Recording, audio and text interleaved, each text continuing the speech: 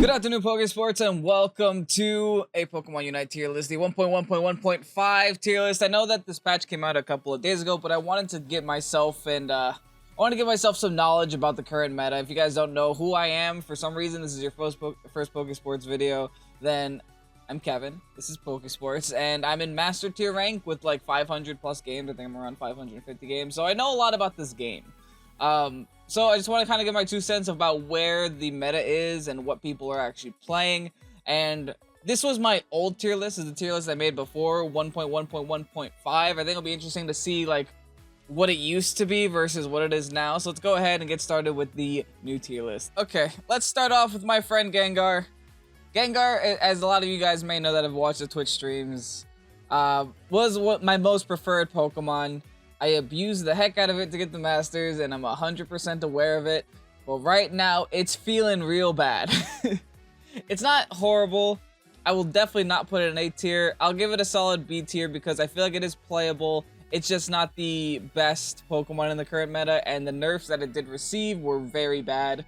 So that's where I'm putting it. Let's go on with a little bit of an S tier. I think Snorlax and Defenders in general are kind of disgusting right now. The fact that you see a Snorlax in pretty much every single team should tell you that, and you should be a little bit fearful of it because for some reason this Pokemon that is supposed to be a tank does too much damage. Moving on, another S tier mon I think will be Lucario. I'll actually put Lucario above Snorlax because I feel like Lucario does impact the game more often. If Lucario gets ahead, it is so irritating.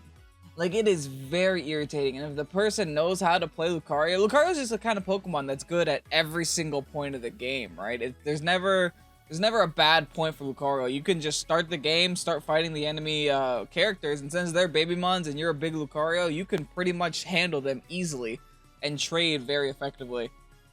And like I said, if it gets ahead, then that's a late game carry mon as well. You can easily single-handedly carry a team. Speaking of single-handedly carrying teams, I'm gonna put Greninja right there as well. Greninja has seen such a surgence of play ever since Cinderace got the big nerf that it did in this latest patch. But we'll get to Cinderace in a second, because I actually don't think those nerfs made too much of a difference. But Greninja in general is a Pokemon that has just been able to take over that carry role, that like AD carry role, because those are the really only 2 AD carries that this game had. It had Cinderace and Greninja as the ranged physical attack mons that just spam auto attacks. But yeah, Greninja definitely took a great place here. It's great in the jungle too, just to get it through that very weak early game. I feel like Pokemon with weak early games in this game are just good junglers because it's so simple for them. They just farm creeps, get to level 5, evolve, and then once they're evolved and everyone else is still level 4, it's super easy to just, you know, keep trying to push that lead. Since we mentioned Cinderace, let's go ahead and put Cinderace here on the tier list. I'm still gonna give it S. I'm gonna give it S because I think that even though it received the nerfs, but I'm giving it on the lower side of S. Even though that it received the nerfs, and even though that its attack damage got reduced, its blaze kick damage got reduced, and its faint cooldown got increased, and things like that. Even though those things happened, those abilities are still so dang good that it doesn't matter. Like, a displacement like blaze kick is super huge for an AD carry. A vulnerability like feint is super useful for an AD carry, and because of that, people are still using this Pokemon. And I feel like if it is being used in high tiers and master rank and stuff like that, then yeah, it's pretty good. You can definitely make the game yours with these kinds of Pokemon, especially like Cinderace. I also think it has to do with the fact that there's just so little AD carries in this game that you kind of have no other option. Like, if you're not going Greninja, you're going Cinderace, or if you're not going Cinderace, you're going Greninja. You only really have 2 characters to pick from. So that could have a big reason for the reason why I'm making it S tier, but people still play it, and I think it still deserves to be there. Venusaur is another one that got a lot of buffs this patch. It got a lot of buffs this patch, right? I could see merit for Venusaur, but I would put it somewhere in B or C simply because every time I've played Venusaur, I can't carry the game, and I've never had an enemy Venusaur be difficult to deal with. I think Venusaur still needs a little bit more. The problem with Venusaur is that it kind of does everything. it's tanky, it does damage, and it moves fast. So it's like I said, the jack of all trades is really hard to specialize in something. It does everything at an average amount of skill level. So it's like, what role does this Pokemon fill, right? It's very hard to decide where that Pokemon goes. But I'm gonna just stick it in. I'll stick it in C tier for now. I'll give Pikachu a solid A.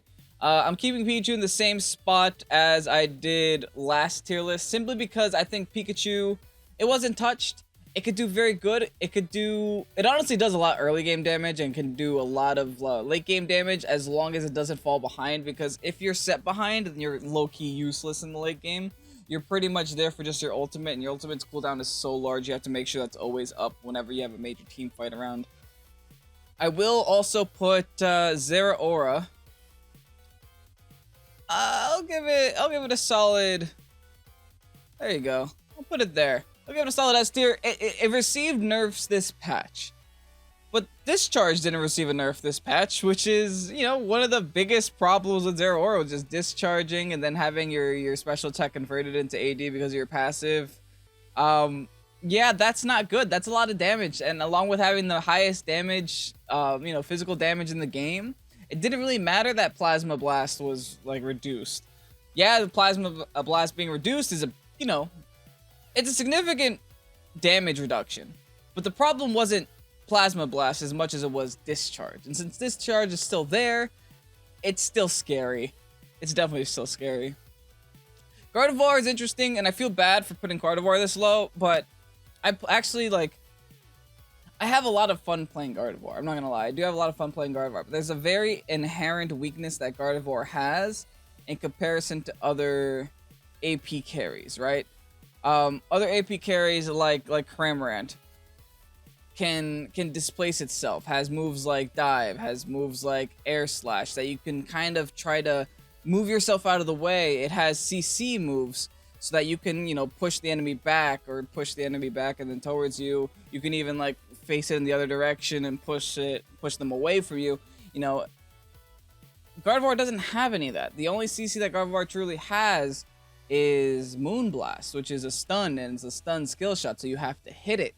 And if you miss it, then you're kind of dead. And it's very hard for Gardevoir to stay away from Pokemon like Lucario. Like, Lucario can just jump and dash 40 times before Gardevoir is able to get away.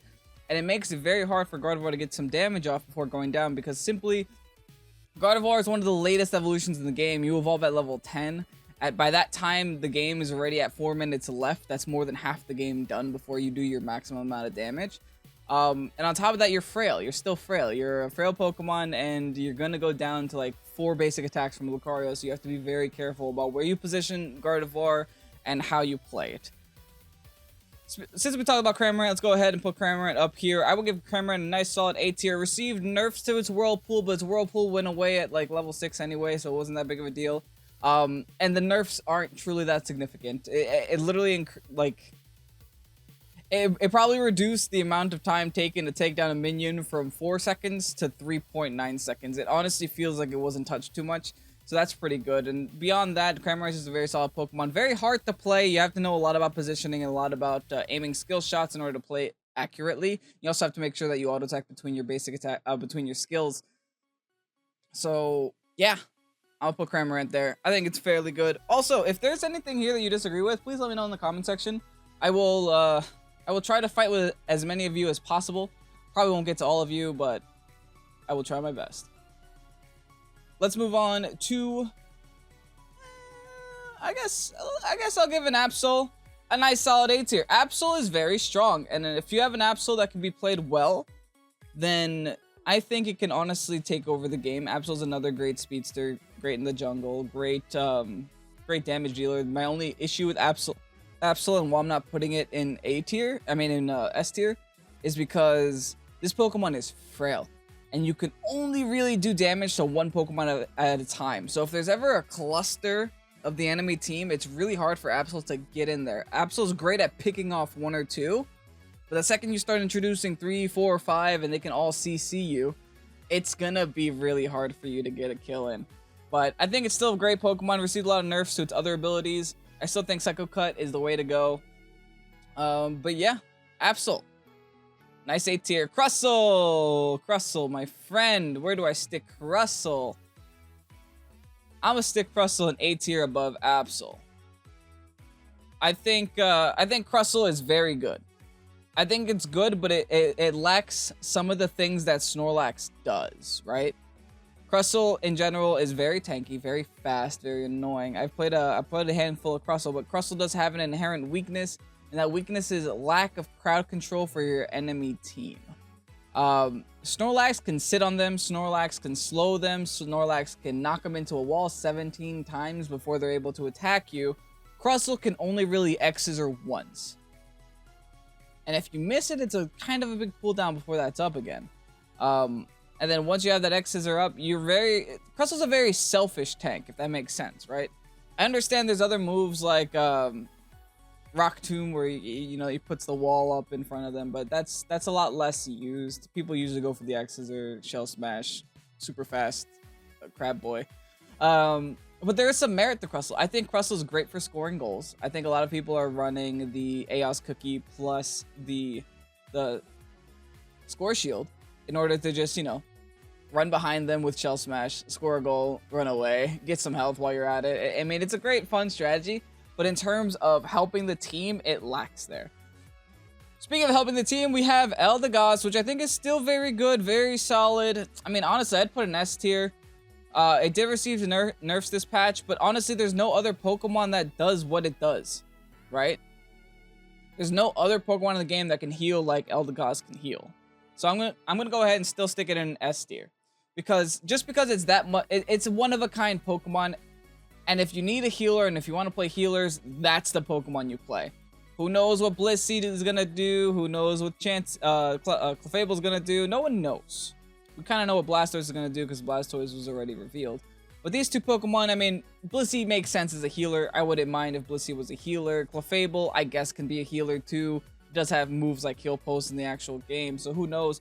I'm just hoping they introduce more healers into this game because Eldegoss being the only healer / shielder is kind of whack, and I think that needs a little bit of an improvement. But for now, I'll still continue sticking in S tier because it's good.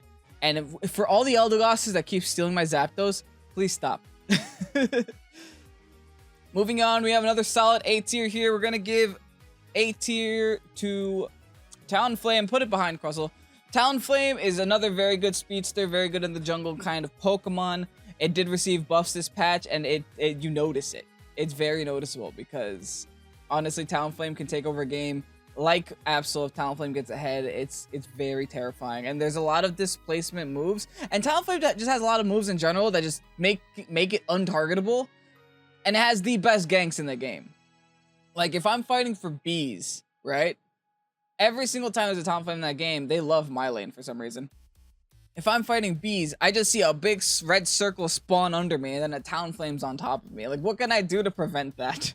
I guess the only way to prevent it is to check Bun out. But by the time you notice, Talonflame's already on top of you, hitting you 20 times, and then has another move that displaces it and just like pushes it forward towards you. So it's like, yeah, scary Pokemon. I'm gonna put an A tier. Let's move on with the rest of the list. We're gonna go ahead and put Ninetales. I think Ninetales is a solid A right now. Ninetales is a solid A. I'm putting it above Crustle, but the reason I'm not putting Ninetales in S tier is because I feel like the game has moved toward a very defensive meta to where Pokemon like Snorlax and Pokemon like Crustle, Pokemon even like Lucario that just get so many shields out of nowhere and use kind of low-key tank items and Focus Band and things like that just to kind of keep it in the game. Like, Focus Band has been seeing a big surge in usage in the game, and since a lot of Pokemon are focusing on going tankier, it makes damage dealers like Ninetales, which like to do bursts of damage, a lot less relevant. Damage dealers like Zeraora, like Cinderace, like Greninja do damage per second. Like, they're constantly firing off shots at you. They're constantly hitting you with, discharges and auto attacks. Those are still very good for tank metas because eventually you will outwin the tank. The tank can't outwin you constantly hitting them for like minutes on end. But things with Ninetales is that you have a burst, and then once that burst is up, you have to wait for cooldowns, right? You have a burst, cooldown, burst, cooldown, burst, cooldown. which makes it very easy for the tank to heal in between those bursts. Essentially, if with burst champions, if you don't burst them down the first time, you're kind of in a world of pain, because that time that you have the cooldown is the time that they're hitting you. And that's not very good for Ninetales, considering how frail it is. But I still think it's a great Pokemon. Definitely one of the best AP carries in the game. I will put it above Pikachu and above Cramorant as being the best AP carry in the game, probably at the current moment, now that I'm looking at the rest of the list that we have. But yeah, that's where I'll put it. Garchomp, I'll give it a solid B tier. I'll put it under Gardevoir. Garchomp is very good if you get to the late game. That's a trick, getting to the late game. Garchomp, until you get to the late game, is kind of low-key useless, at least in my opinion. But once you get it to the late game, it's a very terrifying Pokemon. The problem is, it's another one of the... It has that Gardevoir factor, right? It takes forever to get to that 3rd Evo. And by the time you're at that 3rd Evo, you have 4 minutes left. More than half the game is done. How much more... I mean, essentially, you were irrelevant, quote-unquote irrelevant, for 6 minutes. What can you do in those last 4 minutes to really push yourself over the edge and push your team to victory is kind of the low-key trick with the Garchomp. Moving on, we're going to go ahead and stick Mr. Mime also in B tier. I think Mr. Mime is still very good. It's just lacking compared to the other supporters. I think it's lacking compared to Eldegoss, and it's also lacking compared to the Wigglytuff, which I'll go ahead and stick right there in A tier. Mr. Mime, I think, you know, it's good, but it's hard to use. You have to know how to use Mr. Mime to play it well, right?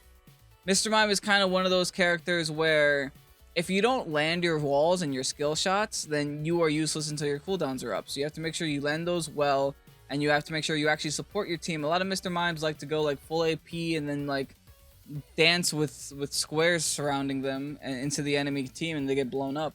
That's not what the role is as Mr. Mime. The role with Mr. Mime is to keep your team alive. It's the supporter role. And I feel like people are trying to play it as AP, and it's just not working too well. But that's just my opinion. Moving on, we also did add Wigglytuff here. Wigglytuff received some massive buffs to its kit and its stats. It received an attack damage buff, physical buff, an HP buff, a special defense buff. It received every buff possible. The attack buff that I'm talking about is Double Slap, by the way. Yeah, the Double Slap does way too much damage. It does way too much damage. The sleep on Wigglytuff is very good, along with the charm that it also does have to bring Pokemon towards you and to refocus their attacks away from the AP carries and the AD carries is really good. And I think Wigglytuff in general as a Pokemon, it gives your team a massive amount of shields if you're actually surrounding your team with your ultimate. It's a great Pokemon. And I actually started picking it up yesterday, and it's carrying games. When you have a support Pokemon that can carry games by itself, that's how you know it's too good to be good. And to be there, you know, I love Wigglytuff. I'm actually enjoying myself playing it very much so. Blastoise, I'm gonna go ahead and stick Blastoise in the B tier, but top of the B tier. I'll stick it top of the B tier. Blastoise received some major buffs to its kit. I said Blastoise. Charizard. Charizard received some major buffs to its kit, and I think Charizard's in a pretty good spot right now. It just does what no other Pokemon can do, right?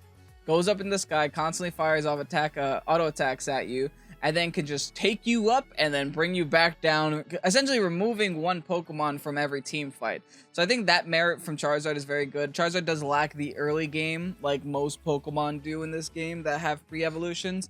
But if you can get past it, you can definitely do some work. Moving on, we have Slowbro.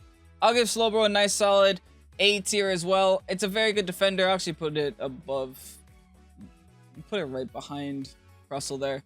I think Slowbro is really great. You know, as a Gengar player, I used to hate playing with Slowbro on my team because the telepathy and the taunt that it has as an ulti did make it so that my Hex would reset and I wouldn't have the Hex cooldown up, because for some reason that's just the way that works. But now that I'm not playing Gengar that much, I feel like there's definitely a special place for Slowbro in my heart. It does a lot of damage, honestly, with Surf and with Scald, if that's the way that you decide to go.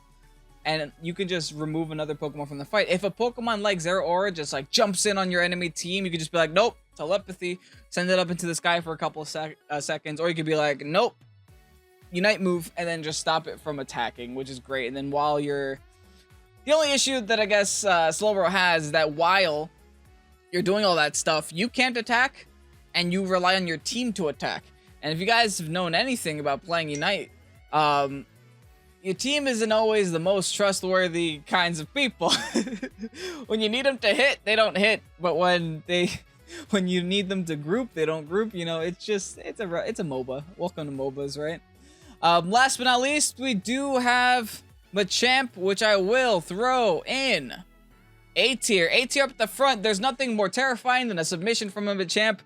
And every single character I play, for some reason, Machamp loves to run at me at full force and knock me down. And I've seen like clips of Machamp knocking people outside of flashes, outside of their base, somehow.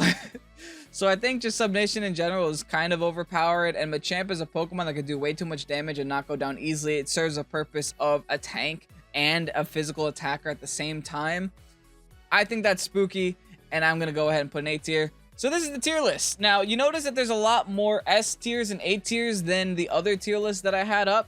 And that's because they buffed a lot of Pokemon. A lot of Pokemon are usable now, and a lot of them can be good, right? And a lot of them have multiple sets that do well. So I think, honestly, this is a pretty healthy metagame, to be honest. We got a Venusaur in the C tier. Some of you guys will disagree with me on that. I just haven't seen it do enough yet. Personally, I haven't seen it do enough yet. I also understand that I have things like Garchomp and Charizard in B tier, and those are a lot of people's favorite Pokemon, so I'm sorry if these are your favorite Pokemon and I placed them very low, but who knows?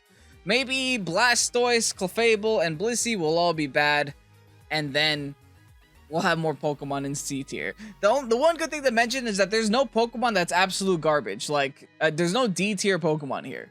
So all of these can be used in their own way at whatever way that you want to use them. With that said, I'm Kevin, this is Pokésports. I hope you guys did enjoy this video. If you did, like and comment down below, subscribe, share with your friends, and make sure to check us out on Twitch, twitch.tv/Pokésports. With that said, leave a comment down below if you disagree, if you agree, if you hate this tier list, if you love it, and I will see you in the next video. Bye.